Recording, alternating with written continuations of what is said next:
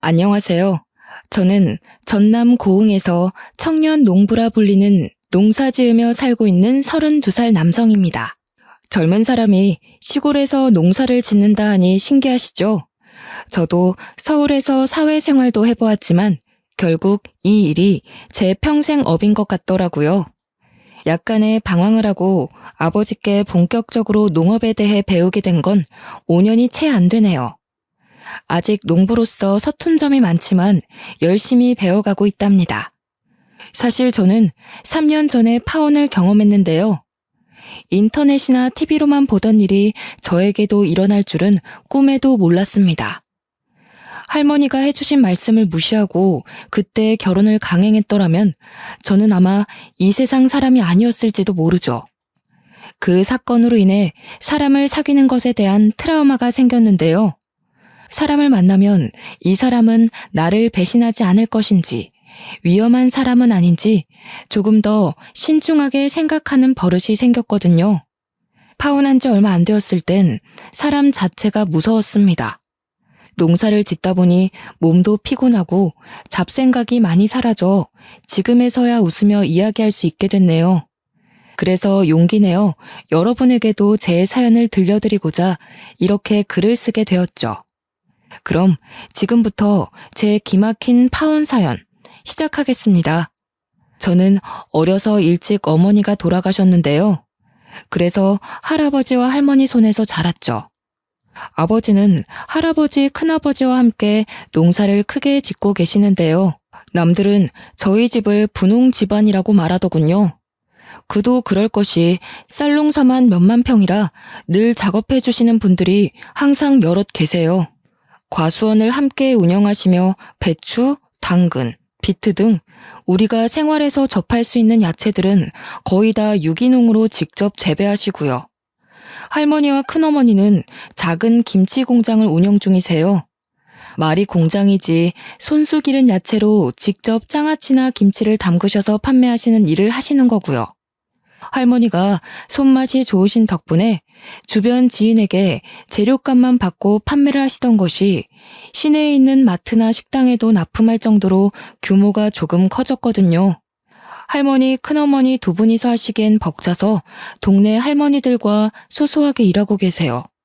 아버지도 정성껏 기르신 농작물을 원래는 시장이나 마트, 식품업체 등의 재료음을 주로 하셨습니다. 제가 농업 기술을 전수받고 아버지의 뒤를 잇기로 결심한 이후부터는 온라인으로 판매도 하게 됐죠. 처음엔 한 달에 40만 원 정도의 미비한 수준이었지만 홍보를 열심히 한 덕분일까요? 3년여 시간이 지난 지금은 많이 유명해졌고 온라인 판매만으로 연매출 5억을 넘었습니다. 사실 원래 저는 농사일에 대한 꿈이 없었어요. 아무것도 없는 시골에서 자란 터라 젊은 패기로 도시에 나가 살고 싶은 열망만 가득했죠. 그저 저에게 고향은 답답한 도시였을 뿐이었습니다. 집에서 공부를 하라고 강요하지도 않으셨을 뿐만 아니라 하고 싶은 것을 하며 살라고 하셨거든요. 저도 공부 욕심이 있던 건 아니었기에 고등학교를 졸업하자마자 무작정 서울로 올라왔어요. 아무 생각 없이 대책도 없이 올라온 터라 당장 생활부터 걱정해야 했죠. 집에서 가족들이 해주는 따뜻한 밥을 먹으며 살다가 혼자 모든 것을 해결하려니 어려운 것 투성이었고요. 그렇게 성공하겠다는 꿈을 안고 서울로 올라온 저에게 현실은 생각했던 것보다 더 냉혹하고 잔인하더군요. 50만 원으로는 당장 무언가를 할 수도 없었어요. 그렇게 막노동부터 편의점 아르바이트, 식당 서빙 등 안 해본 일이 없었죠. 찜질방, PC방을 전전하기도 하고 공중 화장실에서 씻으며 노숙을 해보기도 하고 식사나 숙식이 제공되는 공장에서 밤낮 없이 일을 하기도 했고요. 어렵사리 방 한 칸 얻을 돈을 모았고 발품을 직접 팔며 저렴한 가격에 옥탑방을 하나 얻을 수 있었습니다. 앞으로는 더 잘 살리라 마음을 다잡았고 그저 저의 목표는 오로지 돈을 많이 버는 것이었어요. 저는 투잡으로 아르바이트를 했었는데요. 낮에는 편의점, 야간에는 시급이 센 술집 아르바이트를 하며 지냈어요. 그렇게 일하면 도대체 잠은 언제 자? 언제 쉬어? 안 피곤해? 라고 물어보시는 분들이 많으신데요. 사실 편의점이 낮 시간에는 그렇게 바쁘지 않아요. 더군다나 새벽에서 오전 파트타임이라 일하는 시간이 그리 길지도 않고요. 술집 아르바이트가 새벽 2시 정도에 끝나고 편의점 알바를 6시간 정도 하고 마무리를 하면 대충 오전 9시 정도인데요. 출근이 오후 5시니까 나머지 비는 시간에 볼일을 보거나 휴식을 취합니다. 편의점에서 일을 하는 시간에도 손님이 거의 없기 때문에 쪽잠을 잘 수도 있죠. 이렇게 일하고 270 정도 급여를 받았어요. 월세 내고 통신요금, 교통비 등 생활비에 보태면 남는 돈은 무조건 저축합니다. 따로 재테크에 대한 정보를 몰랐던 저는 무조건 통장에 넣었습니다. 그래도 혼자 살아서 크게 들어가는 돈도 없었고 일을 시작한 반년 정도 되는 기간 동안 800만 원을 모았어요. 어느 정도 자리를 잡은 뒤에야 돈을 모으는 재미도 알게 되었죠. 이것저것 가리지 않고 아르바이트를 하다 보니 알고 지내는 친구들도 여럿 있었어요. 그런데 술집에서 서빙을 하며 친해진 친구가 한 명 있었는데 저랑 마음이 참 잘 맞더라고요.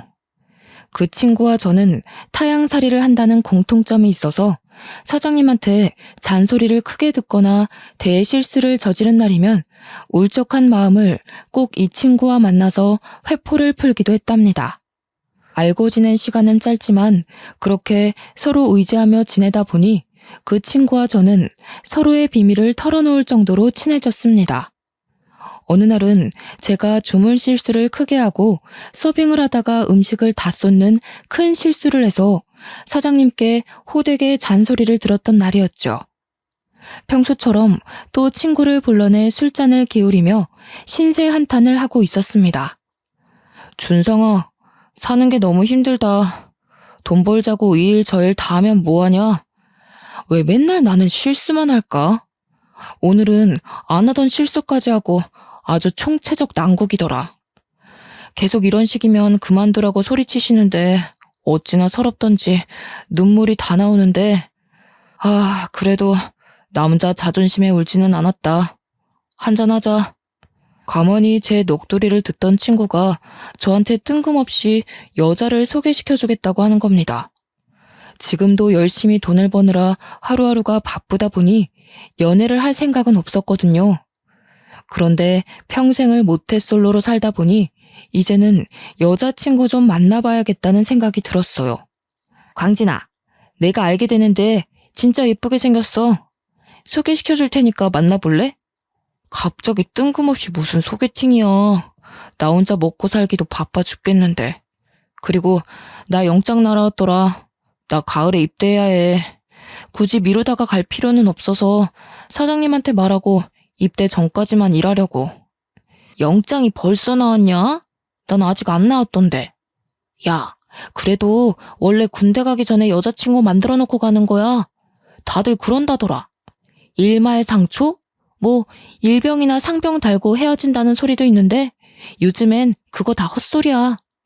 그래도 하루 이틀도 아니고 2년을 기다려야 되잖아. 군대 가기 전에 여자친구 만드는 건 정말 비양심적인 것 같은데? 기다려야 하는 사람 입장 생각해보면 정말 못할 짓이야 그건. 야, 그래도 한 번만 만나봐라. 정말 놓치기 아깝다니까. 너 언제까지 모태솔로 소리 들으면서 살래? 이제 그만 솔로 탈출할 때도 되지 않았냐? 만나서 밥을 먹던 커피를 마시던 상관 안 할 테니까 일단 한번 만나보라고. 제가 모태솔로라고 언급했듯 사실 저는 여자를 만날 기회조차 없던 사람이었습니다. 제 고향은 귀농과 귀촌을 하러 오는 곳이지 젊은 사람이 살만한 동네는 아니었거든요. 근처에 농과 밭밖에 없었고 편의점도 차로 30분은 가야 했기 때문이죠. 심지어 제가 다니던 중고등학교는 전교생이 30명 정도에 불과했고 그중 여학생은 단 4명 뿐이었습니다. 이러니 제가 여자친구를 만들려고 해도 이성과의 연애는 꿈도 못 꿀 환경이었던 거죠. 아무튼 친구가 도통 사정을 하는 바람에 등살에 떠밀려 결국 소개팅 자리에 나갔습니다. 가볍게 커피나 한잔하고 나오자 생각으로 약속한 장소에 나갔어요. 15분 정도 먼저 와서 기다리고 있는데 제 시간에 맞춰 오더라고요. 제 앞에 앉아있던 그 여자의 첫인상은 한마디로 표현하자면 곧 쓰러질 것 같은 갈대였어요. 가녀린 몸에 서글서글한 인상, 조용조용하면서도 나긋한 목소리를 가진 그 여자는 어딜 가나 인기 있을 훈녀 스타일이었죠. 누구나 좋아할 법한 귀엽고 동글동글한 외모의 말투까지. 이성에 관심이 없던 제가 아마 그때 눈이 떠지기 시작했나 봅니다. 어색한 순간도 잠시, 분위기는 금세 무르익어 늦은 시간까지 술도 한잔하며 재밌게 놀았습니다. 집에 데려다주며 다음을 기약하면서 서로 번호를 교환했고요. 첫눈에 반한 것과 다름없었고 자주 연락해 사적으로 만나는 횟수도 늘어났습니다. 나이도 동갑인데다 그 여자는 모 대학에서 식품영양학을 전공하는 학생이었어요. 제가 밤늦게까지 일을 하고 오면 밥은 먹었냐며 자취방에 간식이나 요깃거리를 두고 가고 몸이 아파서 며칠을 끙끙 앓으면 죽과 약도 사다 주고 저를 살뜰히 보살펴 주었어요. 말도 잘 통하고 취미도 비슷해서 점점 친근감이 쌓여갔고 저를 배려해주고 잘 챙겨주는 모습이 예뻐서 제가 먼저 고백해 사귀게 되었습니다. 제가 이때 소개팅에 나간 게 천추의 한이 되었지 뭡니까? 그리고 여기서 미리 말씀드리지만 저한테 여자친구를 소개시켜준 그 친구와도 인연을 끊었어요. 바로 여자친구 때문에요. 그 이야기는 차차 들려드릴게요. 그렇게 가을이 막 접어들 무렵 저는 군대를 가게 되었죠. 여자친구는 군대에 가서도 그 먼 거리를 매주 면회와 주었고 면회를 못 오는 날이면 편지나 전화를 꼬박꼬박 해주었어요. 여자친구 덕분에 군 생활을 아무 이상 없이 잘 마칠 수 있었다고 해도 과언이 아니었죠. 신기한 건 중간에 한 번도 헤어짐의 위기가 없었다는 겁니다. 그만큼 여자친구가, 때로는 제가 서로에게 잘 맞춰주며 예쁘게 만났다는 증거겠죠. 전역하고 나서는 여자친구에게 꽃신을 신겨주며 앞으로 행복하게 해주겠다고 프로포즈를 했습니다. 여자친구는 어려울 때 사람 버리는 것 아니라며 프로포즈를 받아주었고요. 미래를 함께하기로 약속했고 서로 자리를 잡을 때까지 서로를 응원해주기로 했어요. 정확한 직업이 없었던 저였기에 결혼을 꿈꾸며 꾸준히 자격증을 취득했습니다. 여자친구의 추천으로 식품유통관리사, 식품위생관리사 자격증을 취득했는데요. 그 덕분에 중소기업에 취직도 했어요. 식당에 재료를 납품하는 회사였는데 규모는 크지 않아도 잘릴 걱정 없는 안정적인 곳이었죠. 급여도 새우 300 정도로 어느 정도 먹고 살만한 정도였고요. 여자친구도 대학을 졸업해 학교 영양사로 근무하게 되었습니다. 어느 정도 각자 직장에서 자리를 잡아 나이도 20살 중반이 넘어가던 시기였어요. 더 늦기 전에 결혼을 해서 더 안정적인 삶을 살아보자고 얘기한 뒤 저희는 양가 집안에 인사를 드리기로 했습니다. 먼저 저희 집으로 인사를 가기로 했죠. 깡시골인 저희 집을 보고 실망하지는 않을까 조마조마했죠. 여자친구는 오히려 그런 걱정을 하는 제가 이상하다며 혼을 내더라고요. 쓸데없는 걱정이라며 제가 결혼할 여자친구를 데리고 온다는 소식에 시골집답게 온 집안 사람들이 다 모였습니다. 아이고, 어서 와요, 아가씨. 먼 길 오느라 고생이 많았어요. 힘들진 않았고? 서울 아가씨들은 다 이렇게 예쁜가 보네. 나는 광진이 큰엄마 되는 사람이에요. 우리 손자 며느리 왔구만. 배고플 텐데 식사부터 거들자고요. 우리 광진이가 잘해줘요. 녀석이 무뚝뚝한 구석이 있어서 걱정했는데 이렇게 지색씨를 덕 하고 데려올 줄이야. 잘 왔어요. 나는 광진이 할애비 되는 사람이에요. 안녕하세요. 김혜진이라고 합니다. 광진 씨와 좋은 감정으로 만나고 있어요. 진작 찾아뵀어야 하는데 그러지 못해서 죄송합니다. 늦게나마 인사드리게 됐네요. 잘 부탁드립니다. 할아버지, 할머니, 아버지, 큰아버지 댁까지 모두 거실에 빙 둘러앉았죠. 명절을 보내는 듯한 느낌이었고 여자친구가 충분히 부담스러워하고도 남을 상황이었어요. 노심초사하며 저는 여자친구의 눈치를 살피기 바빴습니다. 그런데 집에 인사 온 여자친구의 얼굴을 할머니가 뚫어져라 쳐다보시더니 점점 표정이 굳으시는 겁니다. 우선 먼 길 왔으니 식사부터 하자며 화기애애한 분위기가 유지됐지만요. 식사가 끝난 후 큰어머니가 다가와 차를 내주셔서 이런저런 대화를 하게 되었습니다. 혜진이라고 했던가? 아가씨 부모님은 어디서 무얼 하시는 분인가? 우리 광진이랑은 어떻게 만났고? 우리 광진이랑 오래 연애했다면서? 그동안 왜 한 번도 인사를 오지 않았누? 여자친구 있다는 소리를 듣지도 못했는데. 네, 할머니. 저희 부모님은 평범하세요. 아버지는 작년에 교직에 있다 정년 퇴임하셨고요. 제가 좋은 친구 있으면 소개시켜달라고 떼를 썼는데 마침 광진 씨랑 딱 눈이 맞았지 뭐예요? 더 일찍 인사드리지 못해서 죄송해요. 굳은 표정의 할머니는 여자친구를 위아래로 훑어보며 의심의 눈초리로 꼬치꼬치 캐묻기 시작하셨어요. 집안 어른이 물어보시는 거라 제가 함부로 하지 말라고 할 수도 없는 노릇이었고 여자친구가 불편해할 것을 생각한 저는 이러지도 저러지도 못해 매우 답답했죠. 할머니는 계속해서 알 수 없는 표정을 지으시더니 마지막에는 여자친구의 사주를 물어보기까지 하시더라고요. 여자친구는 당황하는 기색 하나 없이 웃음을 잃지 않고 물음 하나하나 정성스런 대답을 해드렸고요. 여자친구가 부담스러워할 걸 알았는지 큰어머니도 이제 늦었으니 그만 쉬자며 화제를 돌려주셨죠. 그렇게 별다른 일이 없이 그날은 그렇게 마무리가 되었습니다. 저기요, 우리 할머니가 좀 유별나시지? 많이 곤란했겠다. 우리 할머니가 내가 유일한 손자라서 그런지 나한테 애정이 좀 과하셔. 내가 결혼할 여자를 데려왔다니 괜히 저러시네. 자기가 이해 좀 해줘. 내가 대신 사과할게. 아니야. 할머니 입장에서는 충분히 그럴 수 있지. 내가 할머니였어도 그랬을 거야. 노파심에 걱정되기도 하시고 내가 궁금하기도 하신 거겠지. 난 오히려 그렇게 말 걸어주신 게 감사한걸. 내일 일찍 올라가야 하니 피곤할 텐데 어서 자자. 여자친구와 저는 하룻밤을 자고 다음날 아침 식사 후 서울로 올라왔어요. 서울에 올라와서 할머니의 표정이 내내 마음에 걸렸던 저는 할머니께 전화를 했습니다. 그래도 처음 인사 간 자리인데 너무하신 거 아닌가 싶은 서운한 마음도 들었어요. 할머니, 저 잘 올라왔어요. 혹시 제 여자친구 마음에 안 드세요? 인사드리는 내내 표정이 안 좋으셔서요. 손주가 결혼한다는데 예쁘게 봐주세요. 예, 광진아.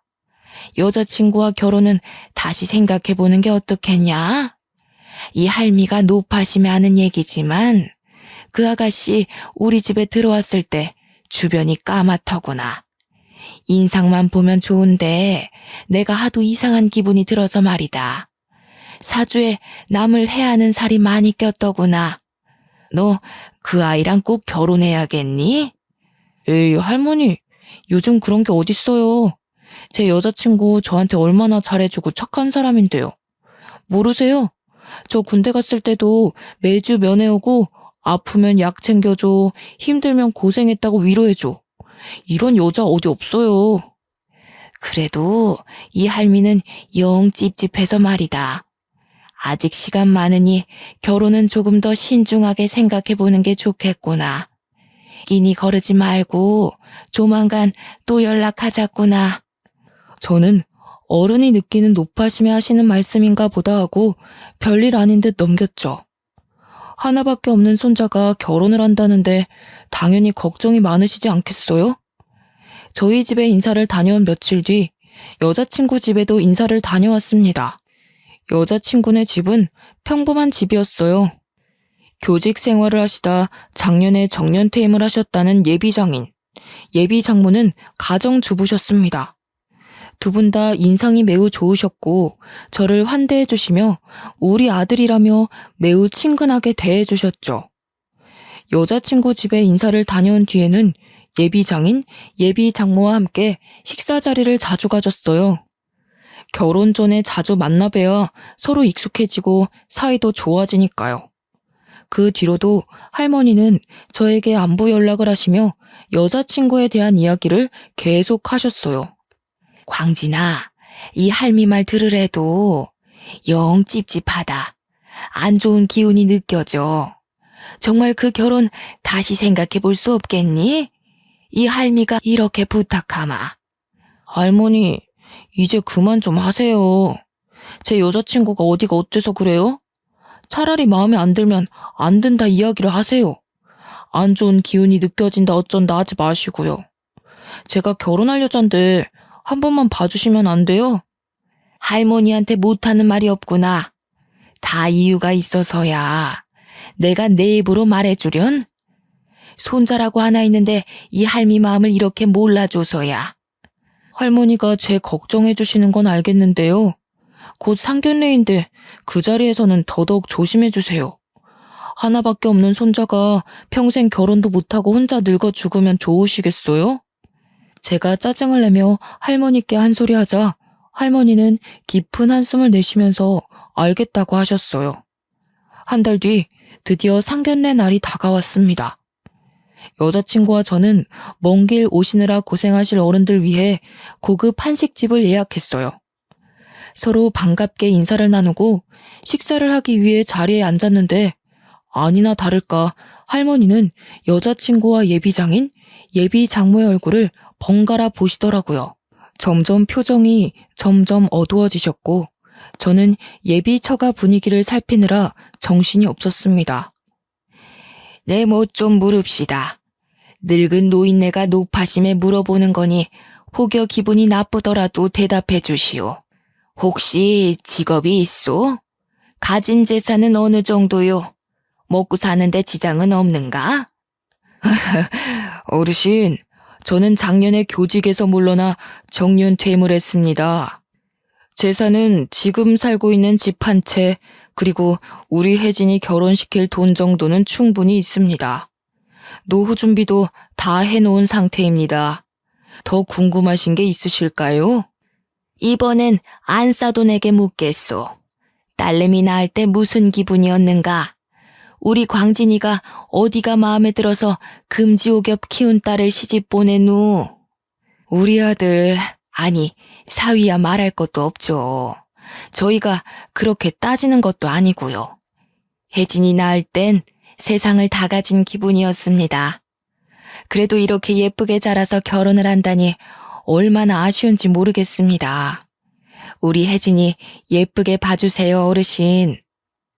네, 이번에 실례 좀 하겠구만. 두 사람 다 사주가 어찌 돼요? 내 사주를 조금 볼 줄 아는데 한번 봐드리고 광진이 통해 연락 넣어드리리다. 초반에 조금 무례하다 싶은 질문에도 예비 장인 장모님은 정성껏 답변을 해주셨죠. 저는 여자친구와 할머니의 눈치를 번갈아가며 보느라 식은땀이 나서 죽는 줄 알았습니다. 대체적으로 분위기는 화기애애한 편이었어요. 할머니만 고개를 갸우뚱하시며 표정이 어두우실 뿐이었죠. 식사가 어느 정도 마무리될 무렵이었어요. 할머니가 자리에서 일어나시더니 갑자기 답답하시다며 화장실에 다녀오신다고 밖으로 나가셨죠. 그런데 할머니가 20분, 30분이 지나도 오시지 않는 겁니다. 혹여나 방을 잘못 찾으시나 무슨 일이 있으신가 하고 걱정되는 마음에 밖으로 할머니를 찾아 나섰죠. 할머니를 찾아 한참을 돌아다니는데 식당 마당에 다다르자 마당 안에 하늘이 보이는 작은 팔각정에 앉아서 가슴을 두들기고 계신 게 아니겠어요? 할머니, 여기 계셨어요? 어디가 많이 안 좋으세요? 자리가 많이 불편하세요? 오랫동안 자리 비우시기에 무슨 일 생긴 줄 알고 얼마나 놀랬는데요. 같이 들어가요. 걱정되는 마음에 할머니의 등을 쓸어내리며 말을 건네는데 갑자기 몸을 부르르 떠시며 앙칼진 젊은 여자의 목소리로 저에게 소리를 치시는 겁니다. 저를 아주 무섭게 노려보시면서요. 광진이 너 정신 안 차릴래? 너그 할머니가 손주 녀석이 좋다 하니까 내가 애써 억누르며 참고 있는데 안쓰러워서 그냥 가만히 두고 볼 수 있어야지. 괜히 여러 사람 힘들게 하지 말고 네 할미가 하는 말 잘 들어. 네? 할머니 왜 이러세요? 정신 좀 차려보세요, 할머니. 왜? 내 목소리가 할머니 목소리가 아니라 이상해? 내가 너그 할미랑 함께한 세월이 언젠데. 나이 들고 힘들어 하기에 편히 쉬라고 떠났더니만 다시 날 찾아오게 해? 누가 날 불렀나 했더니 예끼, 네 녀석이었어. 할머니는 원래 중저음의 차분하신 어조였습니다. 그런데 전혀 다른 목소리로 저에게 삿대질을 하며 말씀을 하시는데 조금 무섭더라고요.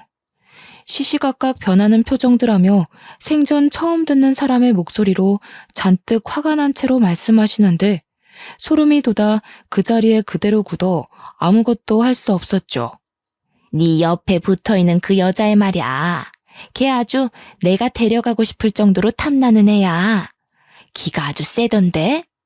너 계속 그 여자랑 붙어있으면 금방 죽을 거야. 그러니 너 할머니가 하는 말 헛소리라 생각하지 말고 그냥 들어. 사실 할머니가 젊었을 때 고흥에서 유명한 무당이셨거든요.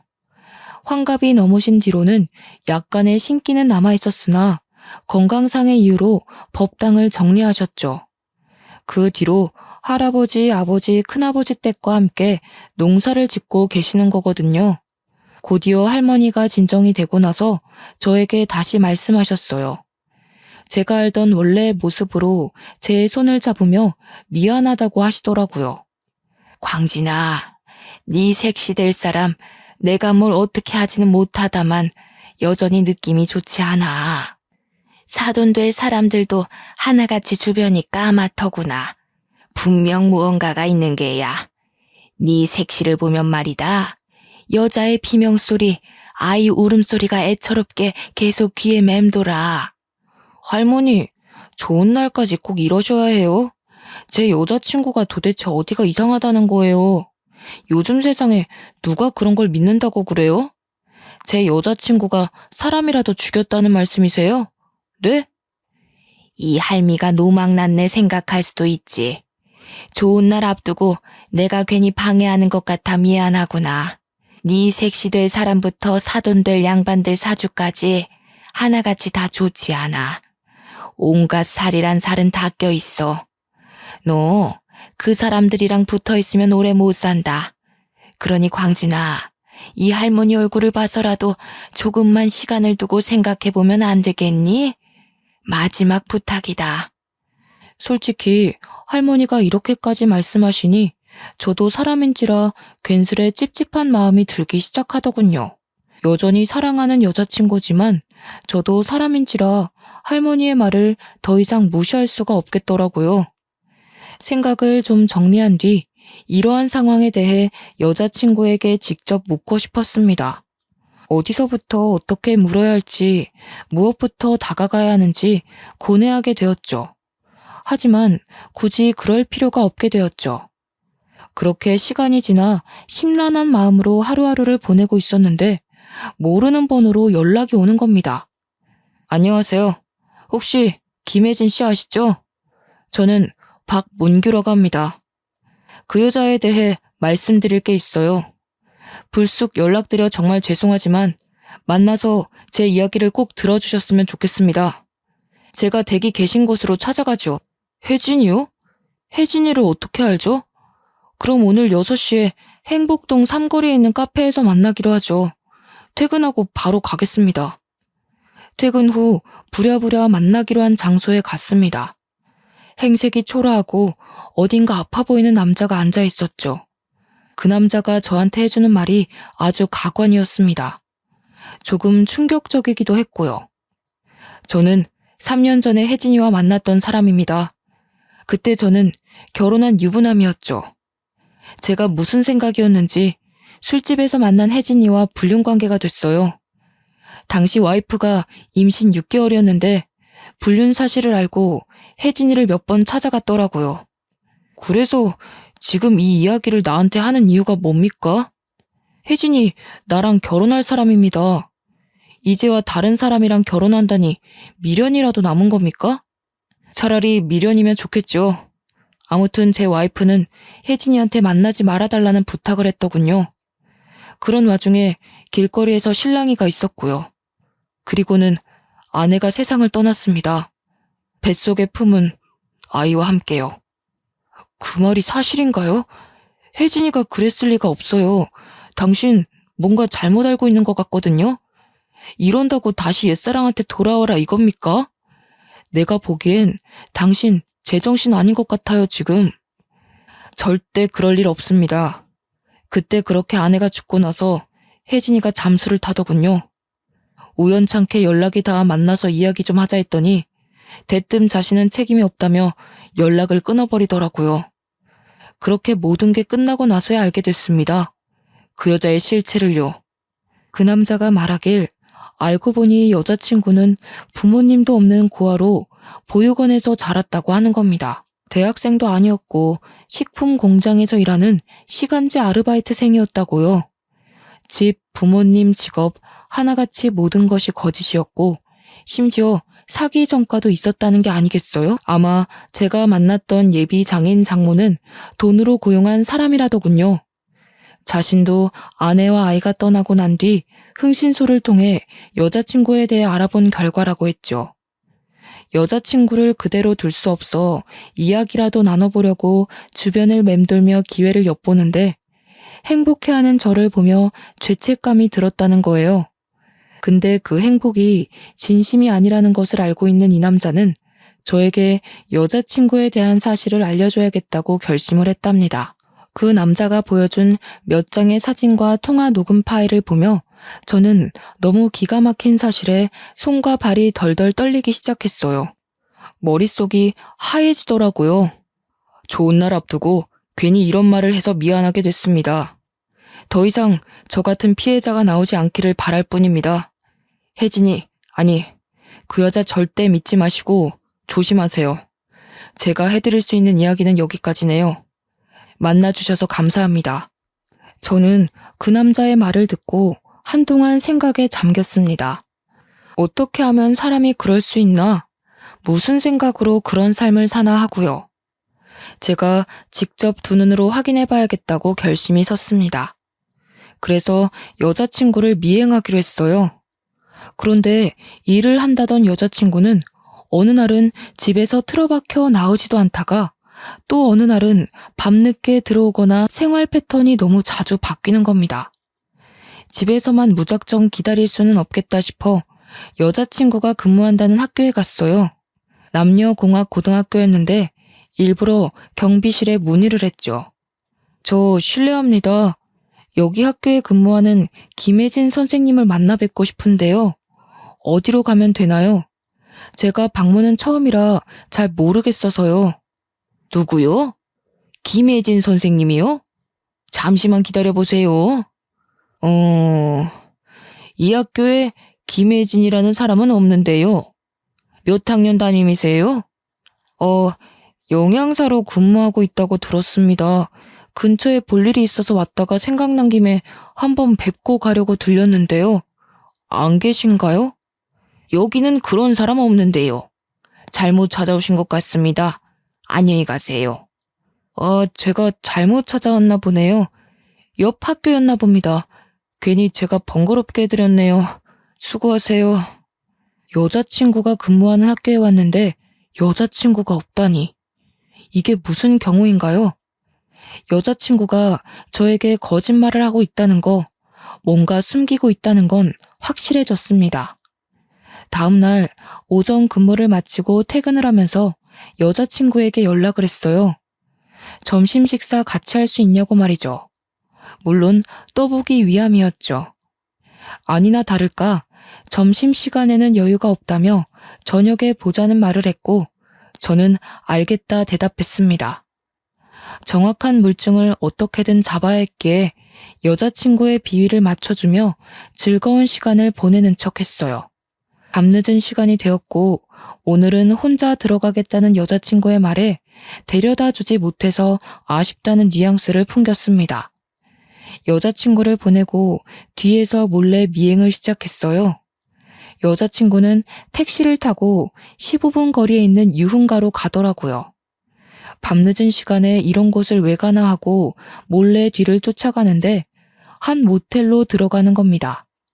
하도 수상해서 미친 척하고 그 앞 편의점에서 끼니를 때우며 여자친구가 나올 때까지 기다렸어요. 새벽녘이 되어서야 밖으로 나왔는데 여자친구 옆에 제 친구가 함께 있는 겁니다. 정말 그렇게 애틋하고 다정할 수가 없었습니다. 서로의 눈에서 꿀이 뚝뚝 떨어지더군요. 저는 당장이라도 쫓아가 두 놈들을 잡아 족치고 싶었지만 증거 수집을 하기 위해 몰래 사진을 찍었습니다. 이미 여자친구에 대한 믿음이 없어져 버렸죠. 결혼을 앞둔 예비 신부가 외간 남자와 모텔을 드나든다. 근데 그 남자가 저와 절친한 친구다. 그리고 저와 만났던 그 남자까지. 이제야 모든 퍼즐이 맞춰지는 듯 했습니다. 머리를 망치로 한 대 맞은 듯한 기분이었지만 저 혼자만으로는 충분한 증거 수집이 어려웠어요. 300만 원이라는 거금을 들여 흥신소에 의뢰를 했습니다. 좀 더 확실해야 했거든요. 얼마 지나지 않아 흥신소 직원으로부터 여러 사진들이 전송되더군요. 역시 돈을 들인 공이 있었습니다. 몰래 따라다니느라 여간 힘들 게 아니었습니다. 그 사람들 얼마나 조직적으로 움직이는지 솔직히 조금 힘들었어요. 대충 사이즈만 봐도 그 남자랑 여자 연인, 그리고 고객님이 말씀하신 여자 부모라는 사람들, 이 업계에선 유명한 사람들이에요. 돈 받고 부모 대행해주는 사람들로요. 뒷조사해달라고 의뢰 많이 들어오면 저 사람들 몇 번씩 본 직원들이 한둘이 아니거든요. 정말 고생하셨습니다. 합법이 아니란 건 알지만 제 사정상 어쩔 수 없었네요. 감사합니다. 무슨 일인지는 모르겠지만 사람 사는 게 다 거기서 거기 아니겠어요? 나도 전과가 있는 사람이지만 뭐 눈에 뭐만 보인다고 저 사람들 보통 사람들이 아니던데요. 분위기로 보나 조직적으로 움직이는 행동으로 보나 이상한 것 투성입니다. 흥신소 직원으로부터 받은 사진들을 보아하니 여자친구와 친구뿐 아니라 예비 장인 장모의 모습까지 담겨 있더라고요. 허름한 술집에 모여서 다 같이 무언가 이야기를 하고 있는 듯한 사진. 알고 보니 제 친구도 작정하고 저를 속인 한통속이더군요. 제가 속 얘기도 하고 지낸다고 했죠. 타향살이를 하며 친해진 사람이었기에 많은 위로가 돼서 집안 이야기를 몇 번 했던 게 화근인가 봅니다. 저처럼 돈을 벌고 싶은 생각이 많은 꿈 많은 친구라고 생각했는데 큰 오산이었네요. 저는 여자친구와 예비처가, 아니 그 사람들을 도저히 가만둘 수 없었어요. 예정대로라면 내년 봄 결혼식을 올리고 행복한 생활을 시작했어야 하지만 저는 사랑이라는 핑계로 저와 제 가족을 기만하려 했던 여자친구와 그 일당에게 복수하기로 결심했어요. 그러고는 곧장 이 사실을 할머니를 비롯한 가족 모두에게 알렸습니다. 그러게 이 할미가 뭐라 그랬냐? 내가 이상하다고 했지? 너 이 할미 말 안 들었다가 골로 갈 뻔했네. 아이고 우리 손자 살려주셔서 감사합니다. 어쩜 인두껍을 쓰고 그런 짓들을 하다니 내 이것들을 그냥. 할머니 우선 진정하세요. 저한테 다 계획이 있어요. 며칠 뒤 아버지 생신이잖아요. 아버지한텐 죄송하지만 그날을 핑계 삼아 여자친구를 시궁창에 빠뜨릴 거예요. 그런 줄 알고 계세요. 모두들 어떻게 그럴 수 있냐며 당장이라도 서울로 쫓아오실 기세였지만 아버지의 생신을 핑계로 여자친구를 데리고 내려가겠다 했어요. 그 자리에서 여자친구의 민낯을 드러내고 아주 짓밟아줄 계획이었거든요. 결혼 전에 땅 일부를 정리해 결혼 선물로 주신다는 핑계로 여자친구의 속셈을 파악해 좀 더 정확한 명분을 만들기 위한 하나의 계략이었습니다. 며칠 뒤 여자친구와 함께 고향에 데려가 가족들과 정신없는 하루를 보냈어요. 가족들이 잘 도와주어 생각보다 순조롭게 일이 진행되고 있었습니다. 저녁을 먹고 차를 한잔하며 아버지와 할머니가 여자친구를 불러 땅 이야기를 하셨어요. 여자친구는 땅이라는 말에 화색이 돌더니 이런 큰 선물 안 주셔도 된다며 감사하다며 잘 살겠다고 아양을 떨더라고요. 그러고는 자기 전 밖에서 예비 장모와 통화를 좀 하고 오겠다는 여자친구의 뒤를 몰래 밟았죠. 이거다 싶어 몰래 숨어 녹음을 시작하는데 아니나 다를까 여자친구의 검은 속내가 드러나더라고요. 그 대화를 엿듣는 중에도 옆에 있는 짱돌이라도 주워 던져버리고 싶은 걸 간신히 참았습니다. 제 친구, 아니 그 자식과 통화를 하는 것 같더라고요. 이제 됐어. 나한테 땅을 준다네? 농사 짓는 집이라고 해서 얼마나 땅이 큰가 했더니 몇천 평 수준이 아니던데? 여기 관광지 개발 예정 구역이라 돈도 어마어마해. 몇십만 평이라니까? 결혼해서 잘만 구슬리면 이거 다 내 거 되겠는데? 그러니까 이 사람은 느낌이 좋다고 했잖아.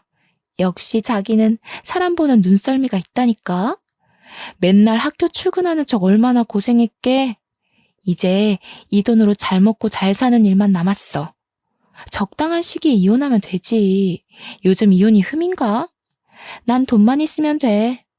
말도 마. 완전 호구가 따로 없어. 몇 년을 공들였는데 드디어 빛을 발하는구나. 나중에 들켜도 할 말 없는 거지 뭐. 내가 몇 년을 지 뒷바라지를 해줬는데 쉽게 못 내칠걸? 우리가 오랜 시간 공들인 만큼 이제 나도 팔자 한번 펴보자. 이 땅들이 다 얼마야?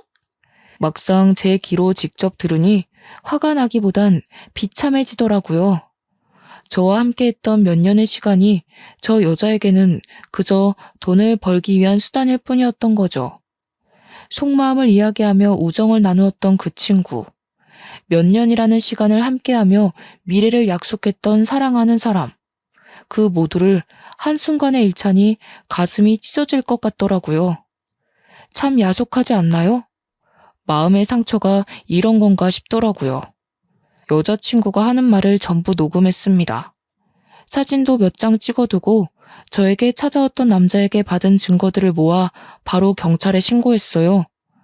아버지가 친하게 지내는 파출 소장님께도 미리 말씀드리니 그런 억울한 일이 있냐며 당연히 저를 도와주어야 한다며 협조해 주시기로 하셨거든요. 아침이 되자 여자친구를 데려가기 위해 경찰들이 들이닥쳤어요. 여자친구는 이게 무슨 일이냐며 아무것도 모르는 척 하더라고요. 경찰에 신고하며 알게 된 건 여자친구가 사기 혐의로 지명수배까지 내려진 사람이었다는 겁니다. 김혜진 씨, 당신을 사기 및 살인미수 혐의로 긴급 체포합니다. 당신은 묵비권을 행사할 수 있고 당신에게 불리한 진술을 하지 않을 권리가 있으며 변호사를 선임할 권리가 있습니다. 가시죠. 그동안 내 여자친구 행색하느라 고생했어. 언제까지 나를 속이려고 했었니? 뻔뻔함도 정도 것이지. 너와 내 사이는 여기까지야. 앞으로는 감옥에서 행복하게 잘 살기 바래. 뭐? 네가 어떻게 나한테 이래? 그리고 내가 무슨 잘못을 저질렀다고 이러는 거야. 이럴 수는 없어. 이거 나. 자꾸 이러시면 업무 방해죄 추가됩니다. 증거도 있어서 어디로 빠져나갈 생각일랑 하지 마세요. 얌전히 따라오시죠. 벌 받을 짓을 했으면 마땅한 벌을 받아야지. 아이고야, 천지신명님 감사합니다. 제 명대로 못 살고 죽었을 우리 손자 살려주셔서 감사합니다. 이제야 마음이 놓이는구나. 할머니는 다리에 힘이 풀리셨는지 그대로 땅에 주저앉으셨습니다.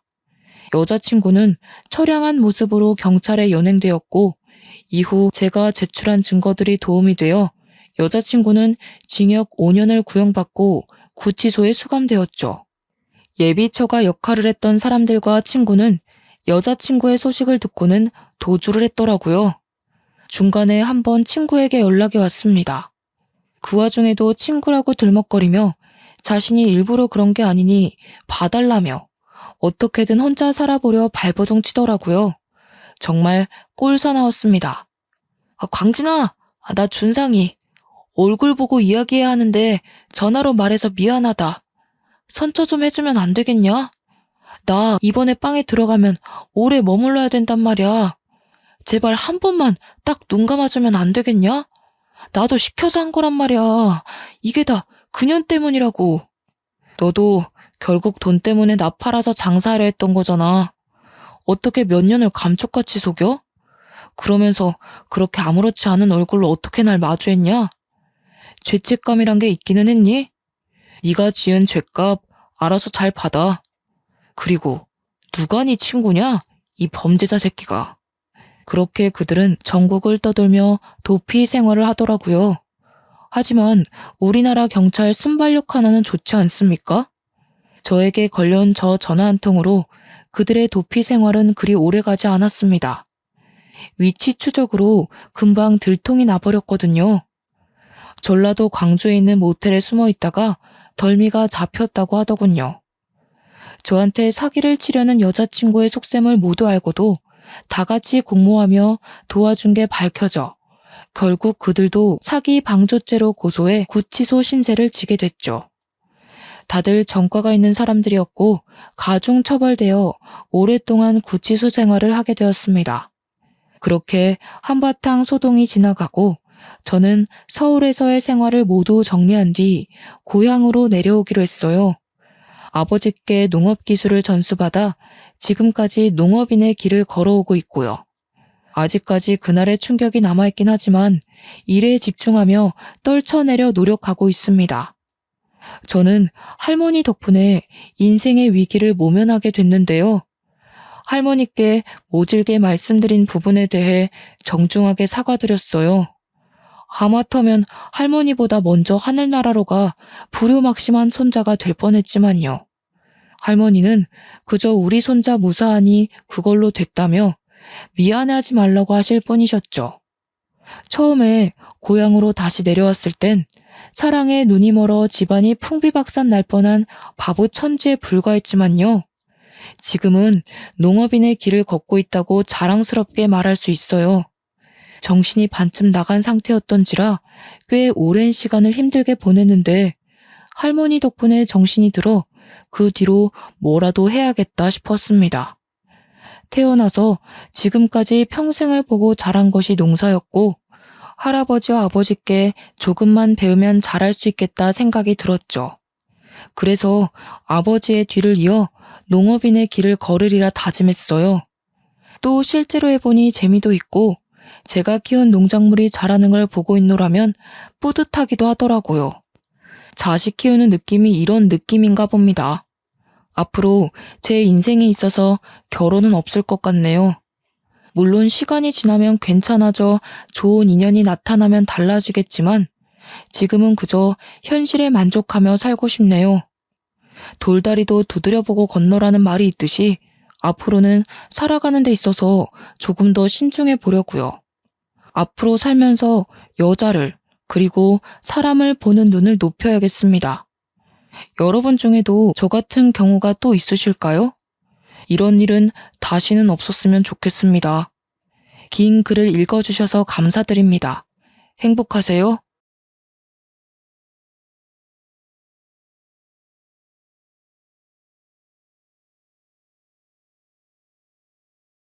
안녕하세요. 저는 평생 비탈길 한번 걸어본 적 없는 결혼 5년차 애엄마입니다. 저는요, 여태 살아오면서 고만고만한 갈등이나 고비는 있었다지만 인생에서 크게 넘어질 만한 파동은 없이 살아온 사람이거든요. 그래서 주위에서는 부러움보다 걱정이 많이 따랐습니다. 그러다 언제 한번 크게 일 터지는 날이 올 거라고요. 그 말을 주구장창 듣고 살았지만 그럼에도 그간 별탈이 없었기에 웃어 넘겼던 조언들이었습니다.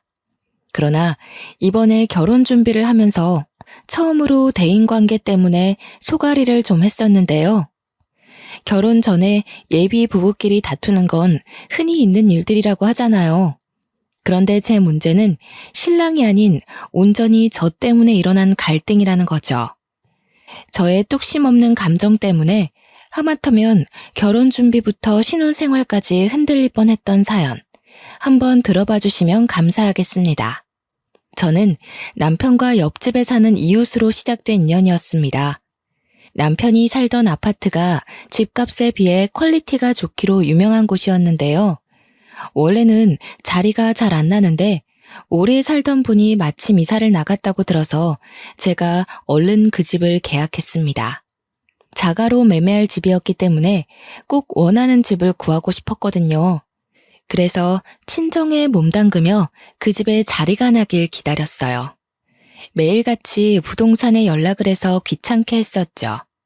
그 아파트는 층마다 2개의 집이 있도록 만들어진 구조입니다. 위치가 마트도 가깝고 지하철도 버스 정류장도 다 가까워서 좋았지만 무엇보다 저를 꽂히게 했던 건 바로 제 발레 학원과 근접한 곳이었기 때문에 더 탐이 난 아파트였어요. 저는 발레 학원 강사로 일하고 있는데요. 유치원 때부터 친정 부모의 지원으로 발레를 시작했거든요. 부모님 말로는 제가 공부할 때보다 발레 학원 갈 때 그렇게 즐거워했다고 해요. 그때부터 적성을 찾았던 건지 저는 커서도 발레를 이어서 배웠고 지금은 이렇게 발레 학원 하나 차려서 아이들을 가르치는 강사가 되었답니다. 아이들만 가르치는 건 아니에요. 요일별로 수강생 연령대가 다른데 저 같은 젊은 여성들도 많고 또 노인분들도 덜어 있답니다. 당시에는 제 나이가 막 30이 넘었었는데요. 나이가 들수록 집이랑 근무지가 가까운 게 좋더라고요. 때마침 그 아파트에 자리가 나주니 생판 모르는 그 식구들에게 얼마나 고마웠는지 모릅니다. 저는 요즘도 그렇고 당시에도 그렇고 우유 주문해 먹는 걸 좋아했어요. 이건 아마 친정에서부터 그렇게 보고 컸기 때문에 당연하게 스며든 습관일 겁니다. 새로 이사 온 아파트에서도 업체에 정기 신청해서 먹고 있었는데요. 이번에 새로 바뀐 담당자가 배달을 잘못해서 제 우유를 옆집으로 가져다 준 것 같더라고요. 실수를 했다고 연락을 받았는데 다음에 우유를 한 통 더 준다고 해서 좋게 넘어갔습니다. 뒤늦게 그걸 한 저는 옆집을 찾아갔어요. 옆집에서 이미 제 우유를 들고 들어간 건지 문 앞에는 보이지가 않더라고요. 저는 결국 옆집 초인종을 눌렀고 그때 만난 이웃이 바로 제 남편이 된 사람이었습니다. 저는 그날 일이 없어서 잠옷 차림 그대로였지만 남편은 출근하려던 중이었는지 근사하게 수트 차림으로 문을 열어주었는데 솔직히 첫 대면에 바로 남편의 인상이 마음에 콱 박히고 말았지 뭡니까. 당시 왜 당연하게 아줌마가 나올 거라고 생각했는지 모르겠네요. 생각지도 못했는데 저와 또래로 보이는 젊은 남자가 나오니까 무척 당황하고 말았죠. 왜 찾아왔는지 용건도 바로 못 물었습니다. 그냥 멍청하게 인사만 했던 것 같아요. 그러자 남편이 젠틀하게 웃으면서 제게 우유 주머니를 내줬는데 그제서야 제가 옆집을 찾은 이유를 다시금 깨달았죠. 그때 남편이 제게 처음 했던 말이 있었는데요. 많이 급하셨나 봐요. 머리도 덜 말리고 오시고. 아직 겨울 아니라지만 그래도 아침 저녁은 쌀쌀한데 머리는 말리고 다녀요. 저는 제가 감은 머리를 닦다가 무작정 찾아왔다는 걸 그제야 알아챘습니다. 창피한 마음에 우유만 받고 감사 인사를 전한 뒤 곧바로 집으로 들어와 버렸어요. 그 뒤로 쪽팔려서 다시는 남편과 마주치지 않으려고 며칠간 애썼던 기억이 납니다. 그러나 저희는 옆집이었기에 언젠가 마주칠 수밖에 없는 운명이었어요. 안 마주치려고 주위를 살피며 출퇴근했던 제 노력이 무색할 정도로 남편이 집을 들락날락거리는 시간은 중구난방이었습니다. 무슨 회사원이 이렇게나 출근 시간이 일정치 않은 건지 몇 번이나 엘리베이터를 같이 탔는지 몰라요. 그런데 그 잠깐의 만남으로도 제가 남편과 인연이 될 줄은 꿈에도 몰랐는데요. 남편이 먼저 저한테 관심을 보여준 거 있죠. 연락처를 주고받고 싶다길래 냉큼 감사한 마음으로 제 번호를 줬어요. 제가 첫 만남이 부끄러워서 마주치기 민망했던 거였지, 저도 처음 봤던 남편의 근사한 모습에 한동안 마음이 오묘했거든요. 그런데 남편이 먼저 마음을 표현해주니까 확신할 수 있겠더라고요. 저 또한 남편에게 이성적인 관심이 있었다는 걸요. 그렇게 저는 남편과 밥 한 끼, 술 한잔 하는 사이가 되어버린 겁니다. 저희는 연인으로 지낸 지 1년도 안 돼서 결혼을 앞둔 사이가 되었는데요. 서로 정말 많이 좋아하기도 했고, 당시 제 나이가 32살, 남편은 30 중반을 넘기는 바람에 시기가 적당하여 결혼을 마음먹었습니다. 이때까지만 해도 그저 행복하기만 했어요. 이웃집 남자와 연애를 해서 결혼까지 하게 되다니 너무 달콤한 이야기가 아닙니까? 그런데 티끌만큼도 문제없던 저희 사이에 의외의 복병이 하나 생겨났는데요. 연애 때까지만 해도 몰랐던 남편의 전 여자친구의 존재를 우연히 알게 된 겁니다. 남편의 초대로 남편 집에 놀러가 시모가 차려주는 저녁을 먹으면서 듣게 된 이야기였어요. 참, 헤라가 너 이번 주말에 쉬냐고 물어보더라. 네가 맨날 헤라 약속 피한다면서? 여자친구 생겼다고 잘하려는 건 좋은데 헤라한테 얼마나 못해줬길래 애가 그리도 서운해하니. 뭐래, 헤라 만날 시간이 어딨어. 내 시간 하늘이 한 명한테 쓰는 것도 부족해. 헤라도 다 이해하는데 괜히 징징거리는 거야. 헤라 특기잖아, 징징이. 헤라랑 만날 때는 이렇게까지 팔불 줄은 아니었는데 하늘이가 좋긴 한가 보구나. 예, 하늘아. 찬영이가 너 만나기 전에 헤라라는 아이를 만났는데 엄마, 눈치 없게 전에 만난 사람 얘기하는 거 실례야. 하늘이 마음 여리단 말이야. 괜히 불필요한 생각하게 만들기 싫어. 남편이 제 마음을 극진히 돌봐주는 탓에 시모는 더 이상 말을 잇지 않았습니다. 그 뒤로 어머님이 전 여친 얘기를 꺼내시진 않았지만 솔직히 궁금하더라고요. 궁금해봤자 제게 좋을 게 없다는 걸 알면서도 사랑하는 남자의 과거가 자꾸만 발목을 잡는 건 어쩔 수 없나 봅니다. 그날이 있고 며칠 뒤 남편한테 전 여친에 대해서 슬쩍 물어봤어요. 아, 신경 쓸 것 없는데. 그냥 옆집이라서 집안끼리 다 아는 사이야. 예전에 자기 이사 오기 전에 그 집에 살았던 식구 딸이거든. 사실 그 인연으로 정들어서 잠깐 만났었는데 걔네가 이사 가면서 헤어졌어. 친구로 잘 지내기로 합의봤고. 그러니까 지금 남편 말은 제가 이사 오기 전까지 전 여친과 만나고 있었고 옆집에 살다 보니 마음이 생겨서 사귀었는데 지금은 이미 가족끼리도 아는 사이일 만큼 오래된 인연이라 당장 끊기가 그렇다. 이거 아닙니까? 어떻게 전에 사귄 연인과 친구가 될 수 있는 건지 저는 그걸 이해하기 어려웠습니다. 저는 남편과 연애하면서부터 남편이 신경 쓰일까봐 이성 친구들의 연락을 안 하다시피 끊었거든요. 그런데 남편은 여자인 이성 친구도 아니고 전 여자친구와 친구로 지내고 있다 하지 않습니까? 여자친구였다면 그냥 친구와는 나눌 수 없는 많은 추억을 공유하고 있을 텐데 그런 사이에서 다시 친구가 가능한가요? 심지어 남편과 전 여자친구는 저와 남편이 하는 만큼이나 연락도 많이 하는 것 같았어요.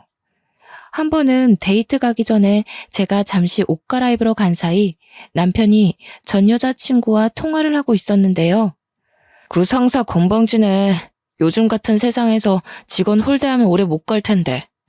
헤라 네가 신입들 대표해서 한 소리 해주지 그랬어. 했지.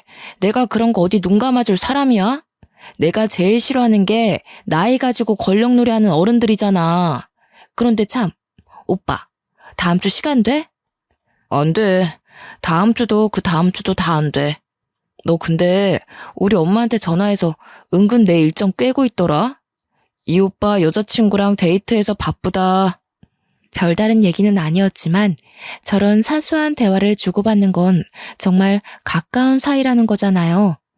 나이를 이만큼 먹고 유치하게 질투하기 싫어서 뭐든 괜찮은 척 남편을 배려했지만 여자로서 신경 쓰이는 건 어쩔 수 없더군요. 그래도 남편이 저를 좋아해주는 마음이 정말 커서 나름 적당선의 질투만으로 넘길 수 있었습니다.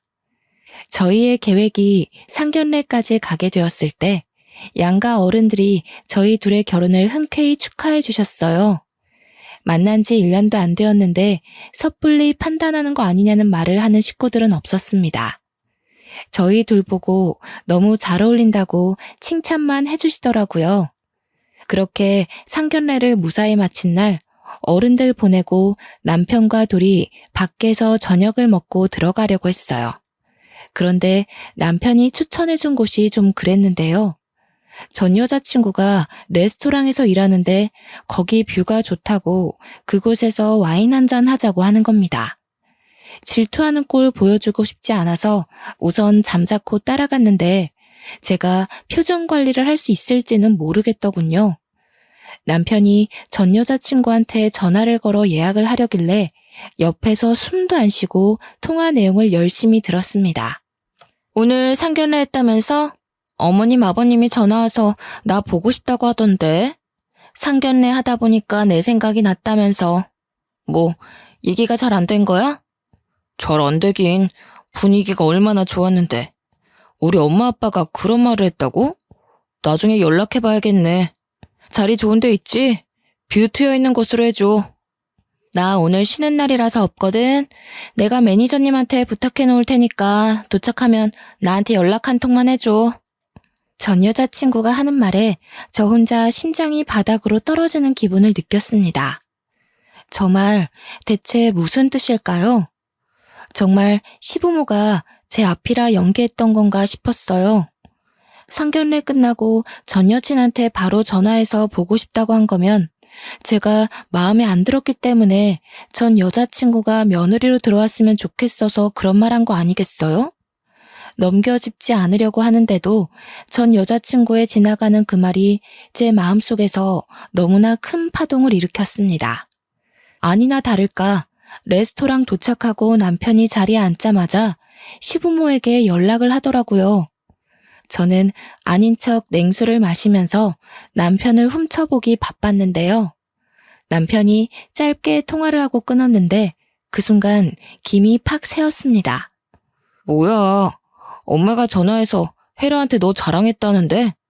전화도 혜라가 먼저 문자 남겨서 엄마가 연락한 거라네. 예전부터 느낀 거지만 얘는 말을 이상하게 해서 괜히 사람 심란하게 만드는 재주가 있어.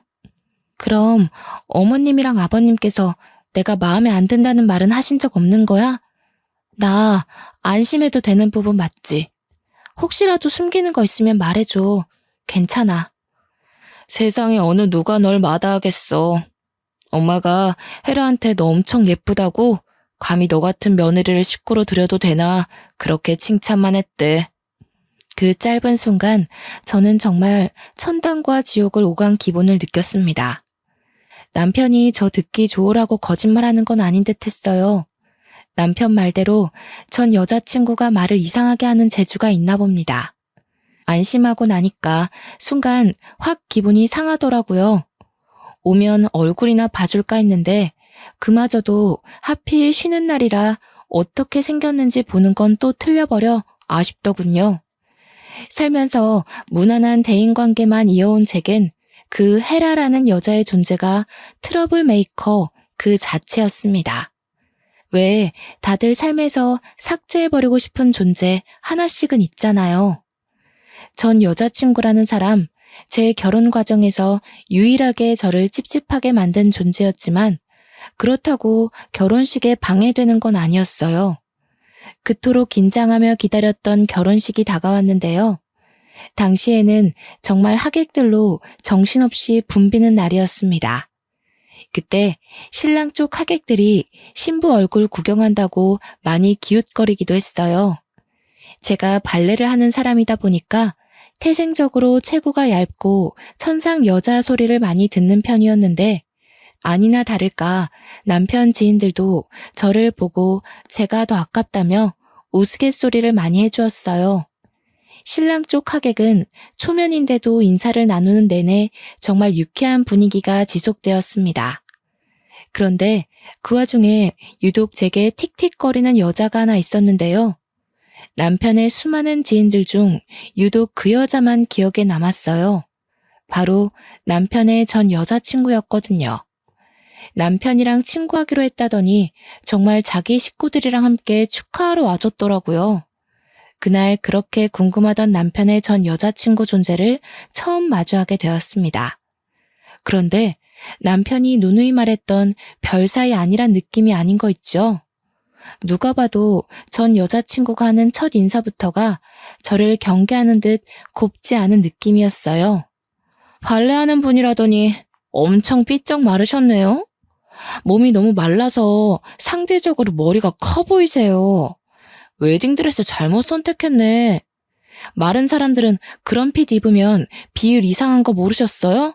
어머나, 대체 웨딩 업체 누가 신청한 거예요? 화장까지 다 떴네. 수정해야겠는데요.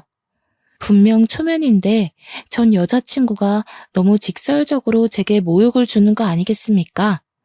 바보가 아닌 이상 전 여자친구가 저를 기분 상하게 하려고 일부러 저러는 걸 누가 모르겠어요.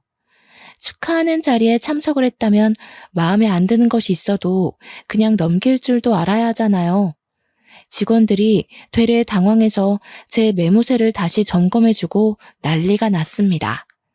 제가 남의 외모를 평가하면서 깎아내리는 사람이 아닌데도 불구하고 그 전 여자친구를 향한 평판만큼은 이미 속으로 다 끝내버렸는데요. 가장 먼저 확언할 수 있었던 게 뭐냐면 일단 첫인상이 못생겼어요.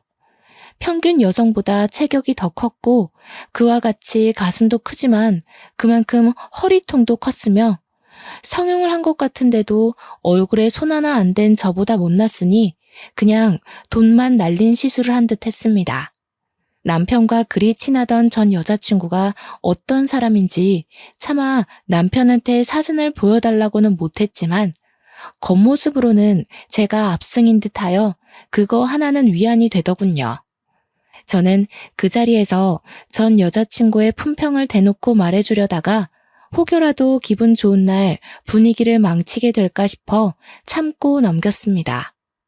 그렇게 남편과 결혼식을 마쳤고 저희는 분가로 시작을 했어요. 태어날 아이를 위해서 돈을 모으기 위한 목적으로 우선은 제 자가에서 신혼살림을 차리기로 했습니다. 바로 옆집이 시댁이라서 조금 불편하지 않을까 했으나 그건 괜한 고민이었어요. 시댁 식구들이 저를 무척 예뻐해 주시거든요.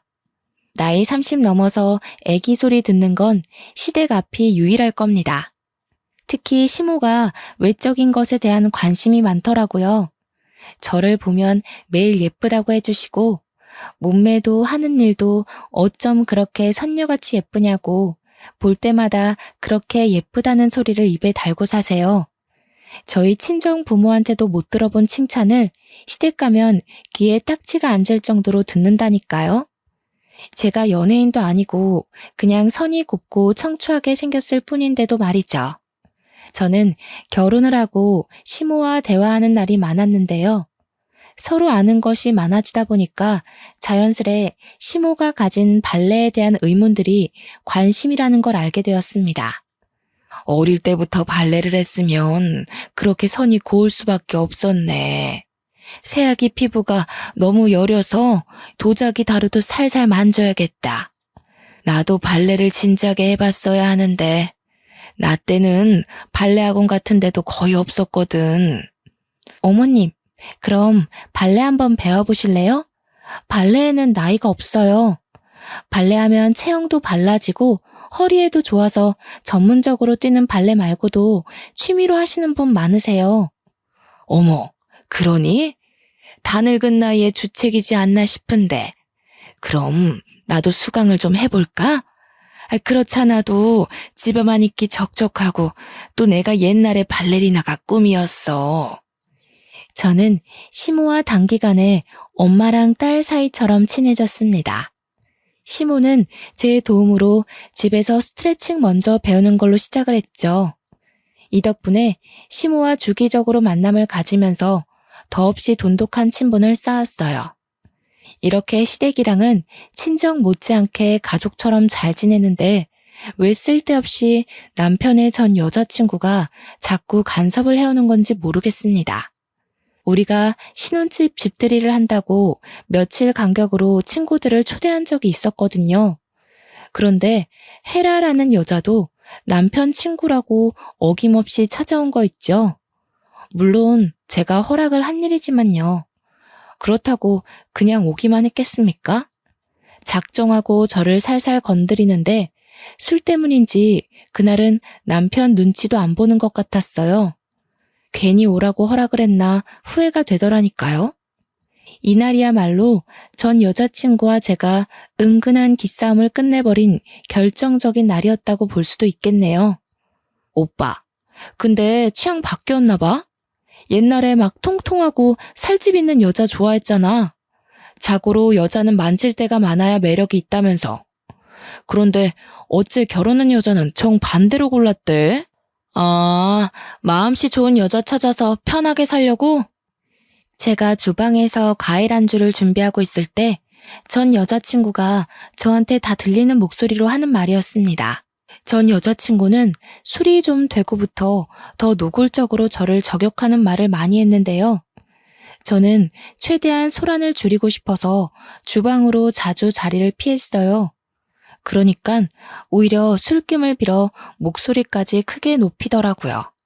솔직히 못 들은 척 하는 것도 한계가 있지 기분이 너무 상했습니다. 중간중간 울컥하기도 했고 전 여자친구의 의견에 남편이 동조라도 할까봐 그렇게 불안했어요. 우리끼리 있으니까 하는 말이지. 옛날에 우리 사귈 적에 오빠가 나 안을 때마다 곰인형 같다고 되게 귀여워했잖아. 근데 이제 취향 바뀐 거야? 그래, 그땐 그랬지. 근데 내 취향은 원래 내 와이프였어. 여리여리하고 예쁘고 손녀 같은 여자. 너랑은 정들어서 마음이 갔던 거고. 솔직히 처음부터 넌 내 취향 아니었어. 남편 또한 술이 됐었는데 전 여자친구가 저를 까려는 의도도 모르고 솔직하게 얘기해주는 남편 덕에 저는 그나마 전 여자친구에게 받은 분노를 통쾌하게 풀어낼 수 있었습니다. 반면 전 여자친구는 자신이 원하는 답변을 남편이 주지 않자 살짝 열이 났나 봅니다. 뒤이어 계속 다른 유도 질문을 했는데요. 그때마다 제 기분도 들쑥날쑥 난리였죠. 근데 오빠 와이프는 그냥 평소가 괜찮다. 그날 결혼식 때는 진짜 화장 다 뜨고 좀 아니었어. 오빠 주위에서 신부 얼굴 보고 뭐라고 했는지 못 들었지? 아마 오빠 앞이라서 대놓고 신부 얘기 못한 것 같던데. 아무런 말 못 들었는데. 내 친구들은 다 우리 와이프 칭찬밖에 안 했어. 나더러 내 주제에 과분한 여자라면서 모시고 살라고 그러더라. 왜? 내 뒤에서 애들이 다른 말 하던? 응, 분명히 그랬다니까. 신부 보고 분장한 것 같대. 화장 지우면 다른 사람 있는 거 아니냐면서. 결혼식은 신부가 주인공인데 어떻게 신부가 하객들보다 못하냐고. 내가 다 민망해 죽는 줄 알았다니까. 그 업체에 민원 넣어야 되는 건 아닌지 몰라. 너는 그걸 가만히 듣고만 있었어? 네 펀치 한 방이면 남자도 때려 눕힐 수 있는데 입달싹 못하게 패주지 그랬냐? 의리 없게 그걸 또 듣고만 있었네. 다음엔 네 그 헐크 주먹으로 한 대 날려주라. 친구 좋다는 게 이런 거 아니겠어? 남편은 역시나 술 취해서 막힘없이 전 여자친구의 꼴값을 받아치더군요. 전적으로 제 편을 들어주는데 얼마나 기뻤는지 모릅니다. 또 남편이 전 여자친구를 어떻게 생각하고 있는지가 자꾸 머릿속을 맴돌아서 너무 웃기더라고요. 그래서 저도 모르게 웃음을 살짝 터뜨렸는데 그게 거실에 있는 전 여자친구한테 들렸나 봅니다. 저기요, 지금 웃었어요? 아, 오빠가 놀리니까 오빠 와이프가 웃잖아. 나 기분 상하려고 그래. 빨리 가서 뭐라 해. 저는 준비된 안주를 챙겨 거실로 가 앉고서 전 여자친구에게 오해라고 재채기 소리였다고만 대충 변명했어요. 그랬더니 전 여자친구가 저를 엄청 못마땅한 눈빛으로 보는 거 아니겠어요? 저도 그 기센 눈빛에 지지 않고 거기다 대고 과일 한 조 비싼 거라고 추천을 해주는 여유를 부렸습니다. 옆에서 남편이 아 하며 입을 벌리길래 전 여자친구 주려던 걸 옮겨서 남편을 먹여줬네요. 전 여자친구는 아랑곳하지 않고 저만 빤히 쳐다봤는데 그 시선을 모른 척하며 평정심 유지하느라 조금 애썼습니다. 그런데 전 여자친구는 저랑 말다툼이라도 하고 싶은가 봐요. 자꾸만 제게 안 잊고 온 말만 해대는 거 있죠. 저보다 자기가 남편이랑 더 깊은 사이라는 걸 증명하고 싶어 안달이지 뭡니까? 저랑 오빠 꽤 오래 만났어요. 7년 만났다는 거 알고 있나 모르겠네. 7년이면 솔직히 웬만큼 다 해본 사이란 거 알죠? 그쪽이랑 해본 거 나랑 다 했던 거예요. 오빠 입장에선 새로울 게 없어서 좀 지루할지도 모르겠네요. 그래요? 다 해봤다면서 제 남편이랑 결혼은 안 해봤잖아요. 그럼 뭐 어때요? 저도 남자친구 있었고 저희 나이 정도에 결혼한 사람들은 다 과거가 있는 법인데. 내 말 무슨 말인지 이해 못해요? 제가 오빠 첫사랑이라고요. 그쪽이 두 번째인 거고. 오빠의 모든 첫 경험들은 다 나랑 한 거예요. 남자의 첫사랑이 무덤까지 간다는 말 많이 들어봤을 텐데요. 아, 첫사랑. 그거 중요하죠. 제 남편이 첫사랑에 대해 입 밖으로 꺼낼 생각을 안 해서 몰랐어요. 그럼 그쪽도 우리 남편이 첫사랑인가 봐요? 서로가 첫사랑인 거네요? 네. 그래서 우리는 서로한테 특별해요. 옆에 다른 사람이 생기더라도 평생 잊지 못할 인연이라는 거죠. 그쪽한테는 미안하게 됐네요. 그렇지만 저희 인연이 워낙 단단한 걸 어쩌겠어요? 어쩐지 그쪽 미련 있는 사람처럼 보였어요. 남편이랑 대화하는 거 들었는데 헤어진 걸 좀 아쉬워하는 것 같던데. 맞나요? 남편이 그쪽이 아닌 절 선택해서 미련이 생겨요? 이분 말 재밌게 하시네? 어디 나만 미련이 있겠어요? 정말 오빠 마음 믿어요? 이제 신혼 보내는 사람들한테 이런 말 해도 되는지 모르겠다. 오빠가 결혼식 청첩장 주면서 저더러 뭐라 그랬는지 알아요? 전 여자친구가 당당하게 웃으면서 제가 모르고 있는 사실에 대해 슬쩍 언급을 하는데 그때 덜컥 긴장이 덮쳐오더라고요. 남편을 충분히 믿지만 전 여자친구 입에서 나올 발언 때문에 결국 남편에 대한 신뢰가 와르르 무너지게 될까봐 좀 무서웠습니다. 그리고 저는 끝내 전 여자친구에게 굴복하고 말았는데요. 전 여자친구가 하는 말에 울컥 서름이 밀려오는 거 아니겠습니까? 저보고 40살까지 결혼하지 말고 있으래요. 이게 무슨 뜻이겠어요? 돌아올 테니 누구한테도 가지 말고 기다려달라는 뜻 아니겠어요? 40살까지 기다리라고 했다고? 나 지금 사기 결혼 당한 건가? 무슨 뜻이지? 그 말을 듣는데 저도 충분히 오해를 하고 말았습니다. 저와 남편 결혼을 한 지 고작 한 달이 되던 차였어요. 저는 아직 남편을 많이 사랑하고 있었고 그만큼 남편에게 실은 저의 인생이 컸다고요. 믿음이 너무 두터웠기 때문에 던져진 악마의 속삭임을 이기지 못하고 결국 저는 속내를 들켜버리고 말았습니다. 태연한 척 표정 관리하는 것도 실패하고서 남편을 서운한 눈으로 쳐다봤어요. 전 여친은 자기가 원했던 상황으로 돌아갔다는 생각에 여유롭게 과일 먹으면서 픽 웃더군요. 그러거나 말거나 저는 오직 남편의 입장이 더 중요했습니다. 제가 부디 오해한 거길 바라지만 아무리 생각해도 그 말은 오해의 소지가 다분한 말이어서 눈물이 날 것 같았어요. 남편은 저희 대화를 가만히 듣고만 있다가 대화가 끝나자마자 잠깐은 말이 없는 것 같더니 갑자기 웃음을 빵 터뜨렸습니다. 남편이 웃음을 멎을 때까지 저와 전 여자친구는 아무 말도 하지 않았어요. 야, 똥땡이. 내가 언제 기다려달라는 식으로 말했냐? 진짜 웃겨서 말도 못하겠네. 너 진짜 나한테 미련 있어? 내가 40살까지 결혼하지 말라고 했던 건 그때 되면 네 건장한 체력이 좀 죽지 않을까 싶어서야. 넌 네가 얼마나 힘이 센지 모르지? 결혼 일찍 했다가 부부싸움이라도 나면 상대 남자가 뼈도 못 추린다고. 남편 말에 제 눈가에 고였던 눈물이 쏙 들어가고 말았어요.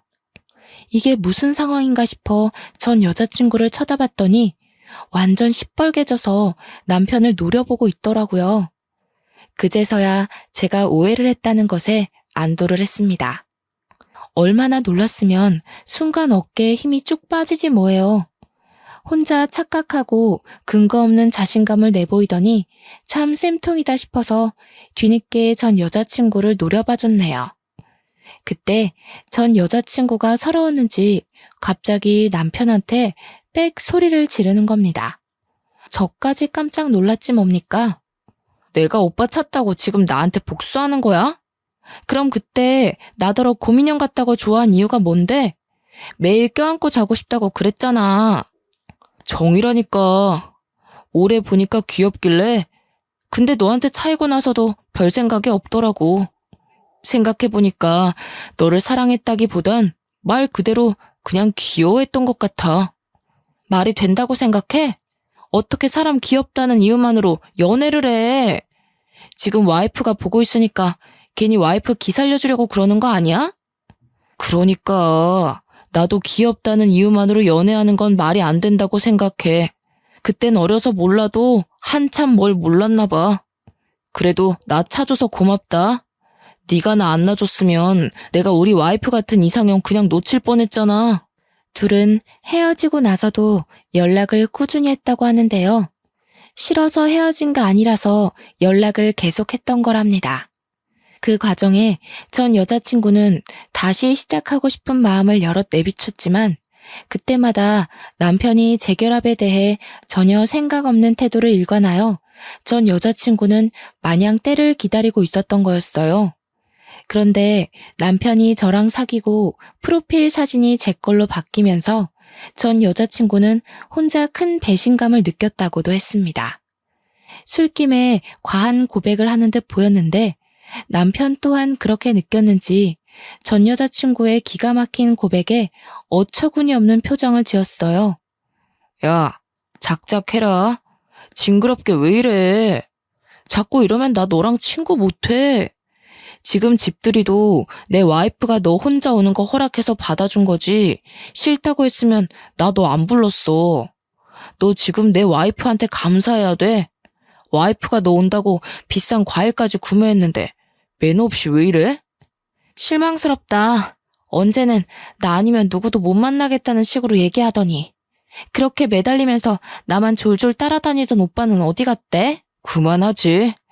여기서 더 선 넘으면 술주정으로 보기도 힘들 것 같은데. 혜라야, 집안 어른들 생각해서 적당선 지키자. 껄껄 웃던 남편도 더 이상 전 여자친구의 섬나는 발언을 참아주기 거슬렸나 봅니다. 싸움이라도 날까봐 노심초사하면서도 한편으로는 전 여자친구가 혼자만의 착각을 제대로 깨달았으면 좋겠더라고요. 그래서 말려야 하나 말아야 하나 나름 고민하고 있었는데 때마침 초인종이 울렸습니다. 인터폰을 확인해보니 다름 아닌 옆집에서 온 시모였어요. 그러자 전 여자친구가 그걸 알고서 저보다 먼저 현관문을 나가 시모를 반기더군요.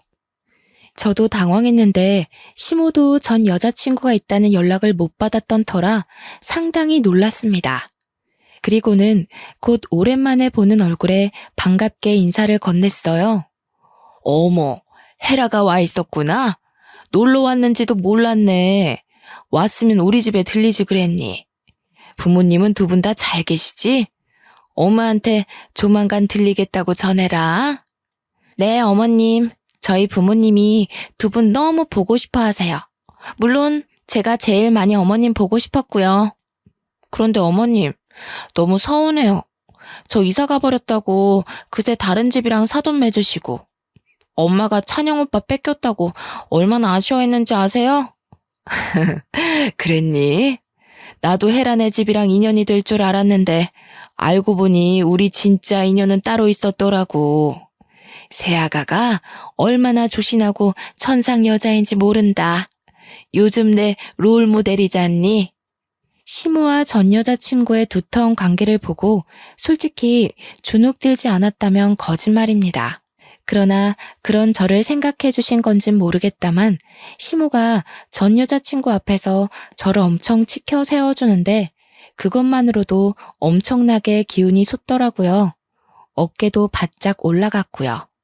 이제 더 이상 시댁 식구들이 예전 같지 않다는 걸 알았다면 전 여자친구도 어지간히 하고 그만해야 될 텐데 정말 끝을 모르고 주정을 부리더군요. 시무가 제게 마음을 주는 것에 또 꽁해졌나 봅니다. 시무한테 자꾸 옛날 인연을 강요하는 거 있죠? 오빠가 결혼했다고 이제 저 거들떠도 안 봐요. 혼내주세요. 예전에는 저만 보면 못 붙어 먹어서 안달이었는데 이제 와이프 눈치 보면서 저한테 냉정하게만 해요. 너를 거들떠보면 큰일 나지. 이제는 남의 집 남편이 되었는데 이건 헤라 네가 양보해야 되는 부분이야. 안 그래도 우리 새아가 임신 준비 들어간다고 해서 내가 보약 한 채 받아왔다. 지인 통해서 받느라고 시간이 좀 늦었어. 아가, 이거 냉장 보관해야 되는데 냉장고 자리가 있니? 네, 어머님. 뭐 이런 걸 다 준비해 주셨어요. 제가 알아서 지어 먹어도 되는데. 정말 늘 감사해요. 저희 엄마보다 더 성심껏 신경 써주셔서 제가 몸둘 바를 모르겠어요. 내가 다 우리 며느리 좋아해서 해주는 거지. 부담 없이 받아도 돼. 사부인이 이렇게 예쁜 딸 떼어놓고 마음이 얼마나 불안하겠어? 나라도 나서서 예쁜 딸 잘 보살펴야 사부인 볼 낯도 있고 그런 거지. 시모의 칭찬에 저는 신이 나서 얼른 시모를 모시고 주방으로 향했습니다. 실적 돌아보니까 전 여자친구 얼굴에 서름이 한가득 실려 눈물까지 그렁그렁 맺혀 있더라고요. 남편도 시댁도 전 여자친구를 매몰차게 끊어낸 것이 아니라 정말 딱 선을 지켜서 친구로만 그리고 지인의 딸로서만 잘 대해주고 있는데 왜 자꾸 전 여친 혼자 선을 넘고 싶어 안달인 건지 모르겠네요. 보아하니까 전 여자친구는 남편이랑 헤어지고 나서 남친을 한 번도 사귀지 않은 듯 했어요. 정말 제 남편과 다시 잘해보려고 미련을 갖고 있었던 걸까요? 그렇게 미련 가지고 금세 못난 모습 보일 거면 왜 남편한테 이별을 고했을까요? 아무도 자기를 돌봐주지 않으니 전 여자친구는 별다른 인사도 안 하고 그대로 먼저 집을 나서더군요. 남편은 전 여자친구가 집을 나서는 걸 봤음에도 현관까지 가서 문만 걸어 잠글 뿐 배웅조차 하지 않았습니다. 남편은 전 여자친구한테 들은 막무가내 고백 때문에 기분이 안 좋은 듯 했어요. 시모가 한약을 정리하는 동안 남편에게 시선을 보냈더니 남편이 그저 빙긋 웃으며 술자리를 치우기만 하더라고요. 괜히 저 때문에 친구 사이가 망가진 건 아닌가 싶다가도 저런 친구라면 차라리 남편 옆에 없는 것이 낫겠다는 생각도 드네요. 저는 남편이 그날 솔직하게 제 편을 들어주고 애매하게 행동하지 않아서 좋았는데 남편은 그날이 내내 마음에 걸렸나 보더라고요.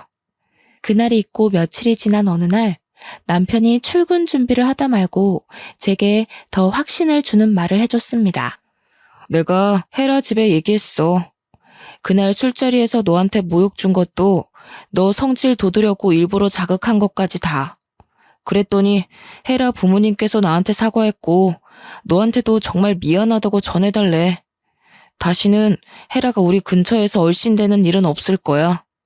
정말? 자기가 그날 잘해줘서 솔직히 서운한 건 없었는데 불안하긴 했거든. 솔직히 7년 만난 거면 나보다 더 많은 추억을 공유하고 있을 거잖아. 자기 친구가 그렇게 말하는데 나 정말 자신이 없었어. 불안해하지 마. 나 헤라랑 7년간 해볼 거 다 해봤다고 해도 그건 특별하게 생각 안 해. 나한테 두근거리는 경험을 준 건 자기뿐이야. 자기랑 보낸 1년 반의 시간이 나한텐 10년만큼이나 뜻깊고 강렬하니까 걱정할 거 없어. 첫사랑인 게 설렘을 주는 대상을 말하는 거라면 내 첫사랑은 하늘이 너야. 남편은 연애 때도 그리고 신혼 때도 늘 제게 사랑을 많이 주는 사람이었습니다. 저더러 매일 이상형이라고 과분하다고 해주거든요. 그런 남자에게 넘칠 만큼의 사랑을 받는데도 그 짧은 순간치고 들어온 악마의 이간질에 넘어갈 뻔 해버렸지 뭡니까. 남편이 진지하게 진심을 전해줄 때마다 제 자신이 얼마나 창피한지 모릅니다.